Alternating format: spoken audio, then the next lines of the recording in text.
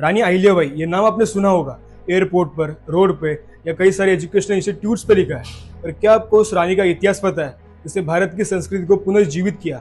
आज पुण्यश्लोक अहिल्याबाई होलकर जी की 300वीं जयंती है और इस जयंती पर अहिल्याबाई होलकर जी का भारत के इतिहास पर क्या योगदान है, ये जानते हैं। अहिल्याबाई होलकर मराठा एम्पायर में मालवा राज्य की रानी थी। वो एक निडर और दूरदृष्टि वाली महिला शासक थी।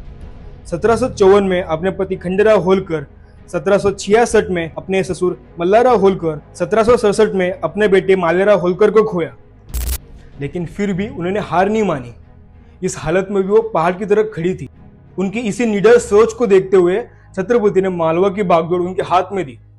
वो एक कुशल शासक के साथ एक समाज सुधारक भी थी।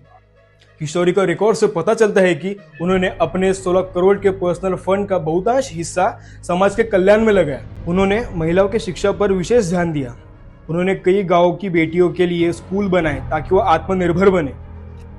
अपने 30 साल के शासन में अहिल्याबाई होलकर जी ने कई सारे फोर्ट्स एंड रोड्स बनाए, कई सारे मंदिरों को डोनेशन दिया।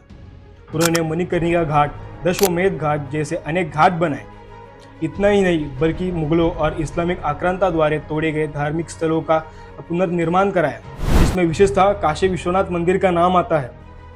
उत्तर में काशी और केदार, दक्षिण में श्रीशैलम, पूर्व में पुरी, पश्चिम में सोमनाथ जैसे कई सारे धार्मिक स्थलों का जीर्णोद्धार किया।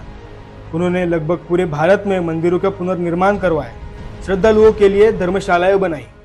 अहिल्याबाई होलकर जी ने नर्मदा नदी के किनारे अपना कैपिटल महेश्वर को बनाया, जो उनके राज्य में literature, music, art and industries का एक इम्पोर्टेंट सेंटर बना। उन्होंने अपना पूरा जीवन समाज कार्य और भारत की संस्कृति को पुनर्जीवित करने में समर्पित कर दिया और ऐसी महान रानी को उनके जयंती पर नमन करते हैं। अगर वीडियो आपको अच्छी लगी तो लाइक एंड शेयर कीजिए। अगर आपकी कुछ इस पर राय होंगी तो कमेंट कीजिए।